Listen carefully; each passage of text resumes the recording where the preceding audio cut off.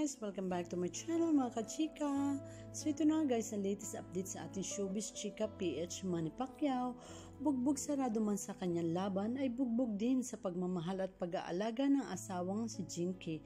Salute to both of you. Narito ang detalye ating tunghayan.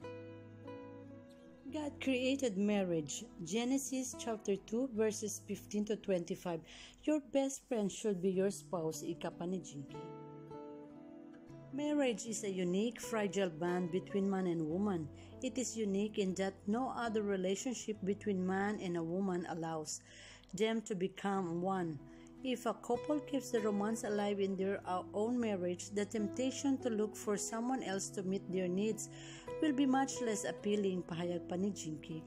The boundaries of marriage are to be honored and enjoyed. Proverbs 5 verses 15 to 20. As this passage explains, a husband and wife can only find true fulfillment if they stay within the boundaries God has given them.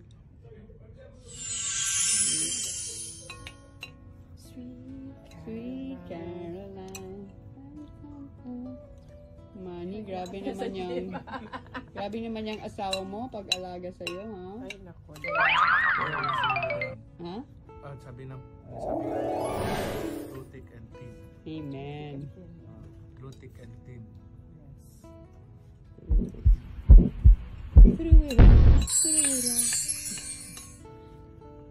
Anton, ganito ka rin kay Anton dapat. Natututo nga ako sa'yo eh. Sa hirap at ginawa, kasama kayo. Kasi you are one. Amen. You're one in the flesh.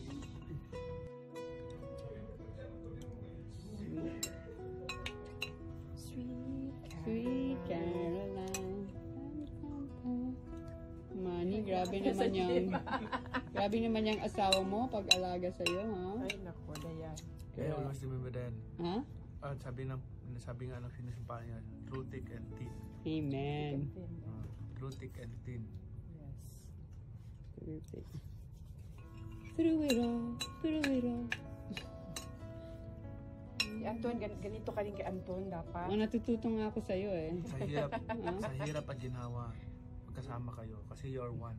Amen. You're one in the flesh.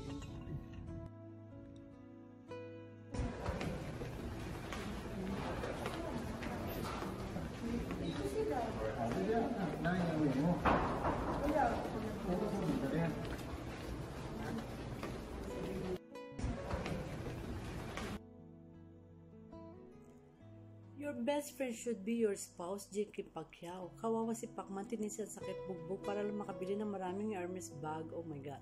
Sana tumigil ka na, Senador Manny, kailan ka pa titigil? Don't even know the guy that won. We only know our Pacman the champ. Maganda rin sinabi niya na you came here on earth with nothing. You will live with nothing. Time to retire, enough of the very luxurious life. Matanda ka na, it's all about money na lang niya pag nanalo pa. He should retire. We don't want Pac end up with a head injury. Time to retire. Sobrang kakaawa pa kaya with his age. Medyo mabagal na. Laging nakasimangot si Jiggy. Maging maayos ka na sana, Mr. Pacquiao. You need to retire, Mr. Pacquiao. Huwag mo hintayin. Karma na yan. Yabang mo na kasi. Oh my God. Hindi pa makontento. The oatmeal, one of the most meaningful posts I've come across. Through you, God is teaching us how to become brave. This is why I love you both so much. So strong. You're my role model. So show them what Filipinos mamas, wives. Wise word. Every marriage should follow this. Heart, heart. Love, love. Sa kapwa niya artist. For watching guys. Yan po ang ating latest update sa ating Chika News for today. Thank you for watching. See you again for my next vlog. Mwah. Subscribe my channel and turn on the notification bell. Thank you for watching. See you again.